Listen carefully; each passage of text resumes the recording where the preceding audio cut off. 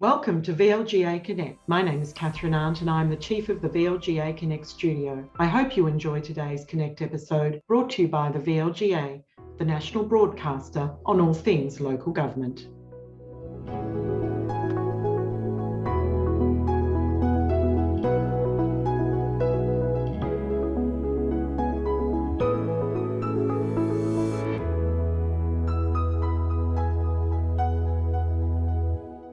Hello everyone and welcome to another edition of VLGA Connect, and I'm delighted to have a special guest with me today. It's Greg Hannan, who's the Manager of Network Strategy at Powercor, to talk about a new report that's just been released looking at neighbourhood batteries and very much how councils can be and are involved in this evolving space. Greg, welcome to the program. Hi Chris, thanks for having me. Great to be here.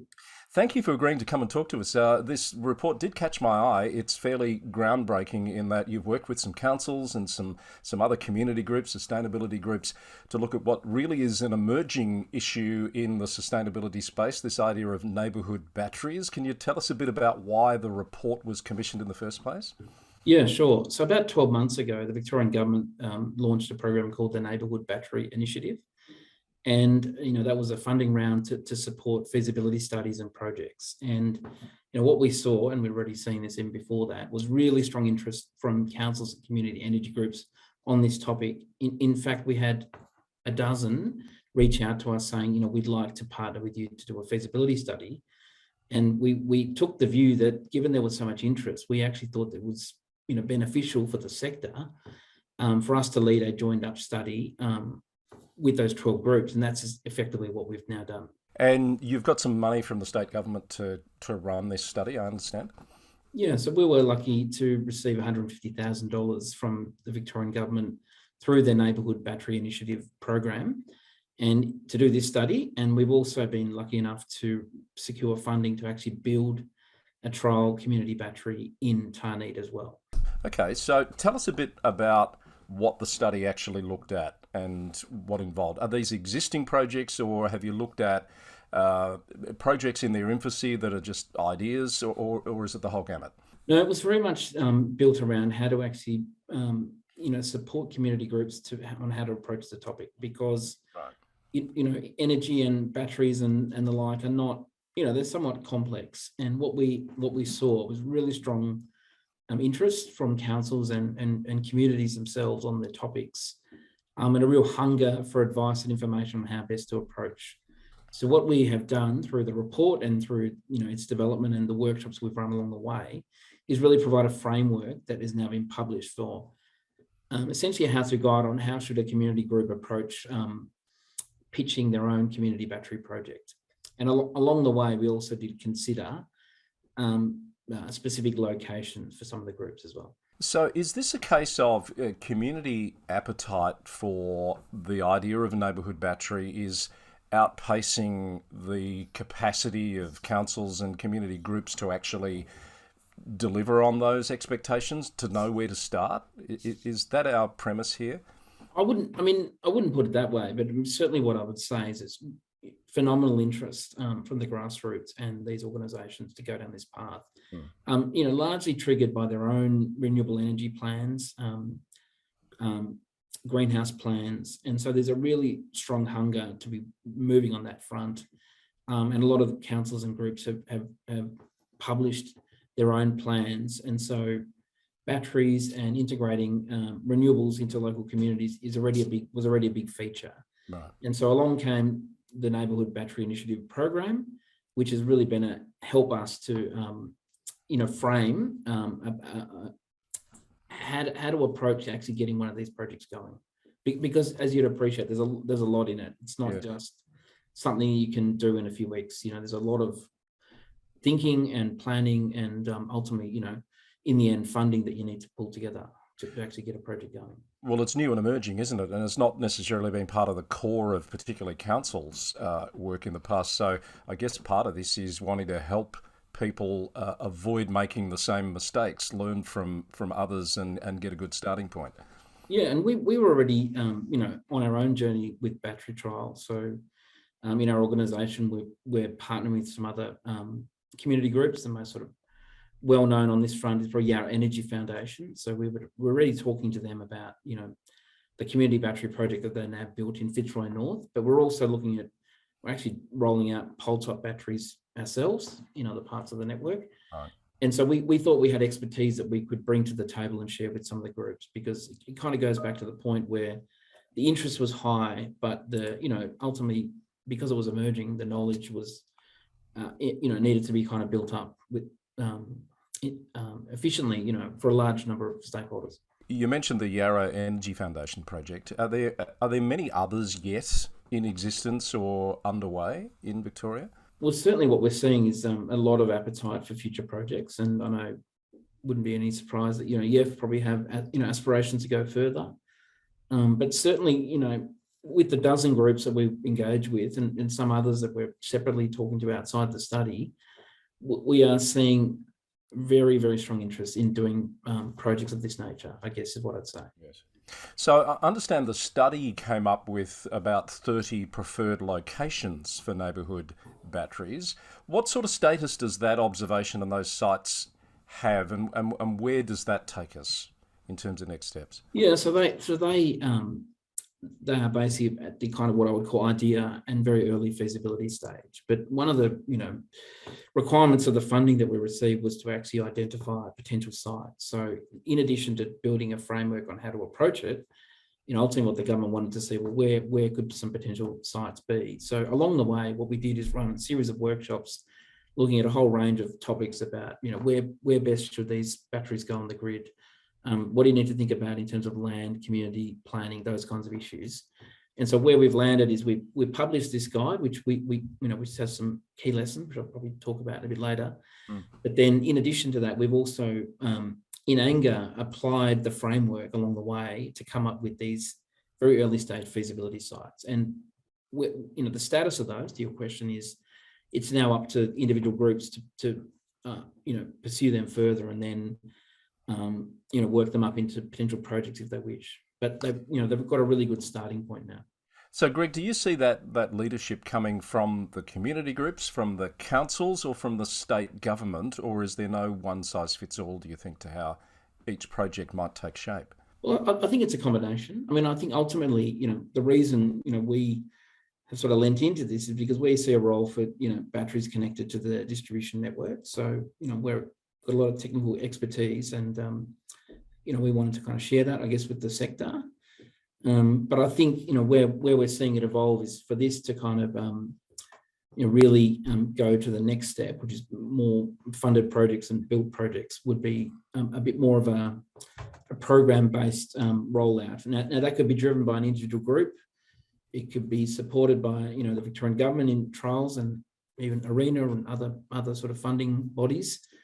And I think that's what we're now starting to see happen. So, for example, there is a new funding round for new projects that the Victorian government has put out just recently. And so what we're seeing is that combined, those stakeholders you mentioned are going to drive it. So I would expect there are going to be more projects. We certainly see a role where we could potentially build battery projects. We could support others who are looking to build them, and so on. So I notice, I think 6 councils are involved in the study: Bayside, Melbourne, Hobsons Bay, Mannington, Moreland and Mornington Peninsula.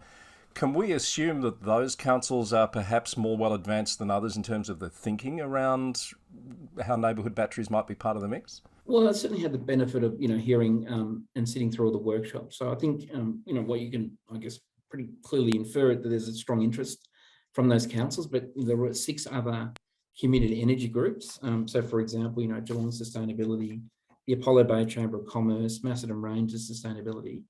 And a lot of those groups have links into the council as well. And we also worked with the Eastern Alliance for Greenhouse Action, which is a body that represents 8 councils. So I think it's fair to say that there is broader council interest than you might sort of just pick from who was actually named in the study. That's good to know. So you talked about lessons or key insights that have come from this that people might be able to, I guess, avoid some pitfalls. Can you tell us about some of those that are like headline issues for you?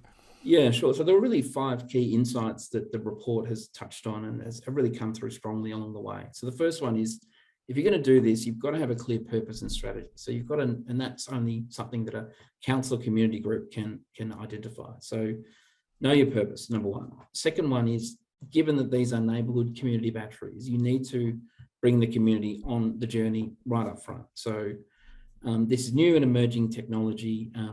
The sooner you engage with communities and talk to them about the concept, let alone a project down the track, the better off you'll be. Because what that then can translate into local support, local suggestions around where you might want to have a battery, and so on and so forth. The third point was that ultimately to build a battery project is going to cost money, and you're going to have to justify that to somebody, even if you've got access to some grant funding. So if it's a council, it's going to have some internal approvals. If it's a network, it's no different if it's a community group. So you've got to be clear in terms of being able to identify a project and scope its costs and benefits, because ultimately you'll need to present that to someone to fund. The next 2 points really around, the next one's really about, these assets are at least 10-year assets, right? So they're not something you just build and walk away from. So there is a level of ownership and responsibility that comes with owning and operating and maintaining that asset. So you need to factor that in, but you could argue that councils are already doing that with similar assets, networks are doing that all the time, etc. So, but that's just a key thing that you need to have in your mind, that this is not something that you just build and walk away from. It's going to be there for a long time. And the last point, which is really pleasing, is the approvals process has become easier. So, ultimately when you build something, you need to go through a planning and approvals process, but we're now seeing some changes where, to some degree, it's become a little bit more efficient on that front. Where are those changes happening, Greg?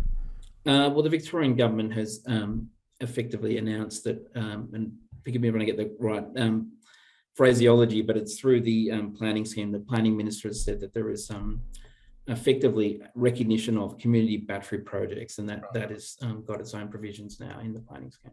Well, that's certainly a great facilitator in the whole process, because sometimes it can be a significant blocker towards the end, can't it? Yeah, so they're the five. I mean, probably you might say, well, they sound pretty obvious, but they are really what comes out very strongly when you work through this. And going back onto the community, obviously getting support from the community is a good thing, but one of the key things you work through when you scope one of these projects is, well, where should it go, right? And so there are different views as to where it might be best to go on the network, because you might want to put it close to where there's existing infrastructure and connection points.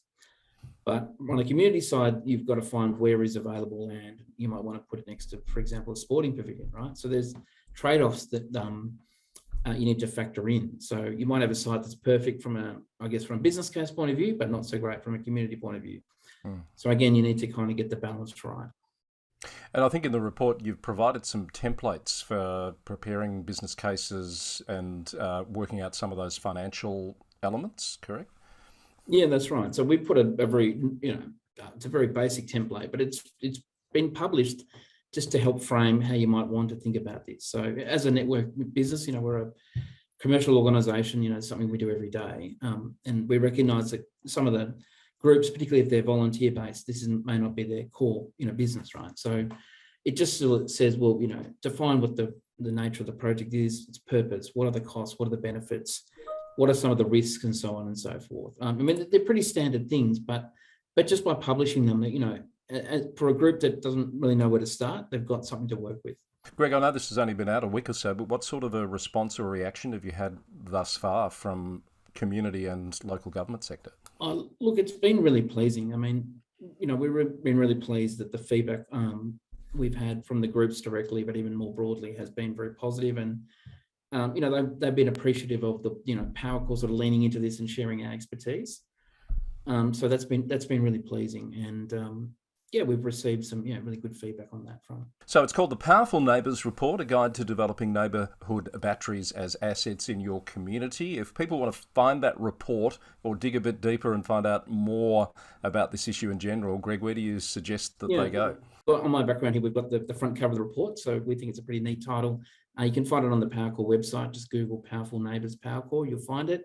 And you'll also find some animations which sort of talk about it in a very convenient way. If you want to watch, there's three animations that you might want to maybe share on social media or share with some of your stakeholders. Great. Terrific. Greg, really appreciate your time to tell us about that. I think it's an exciting development, and I look forward to seeing, perhaps a year, 2 years down the track, what might come from this more broadly across communities and across local government. Thank you. No worries, Chris. Thanks for having me, and happy to come back in 2 years' time as well.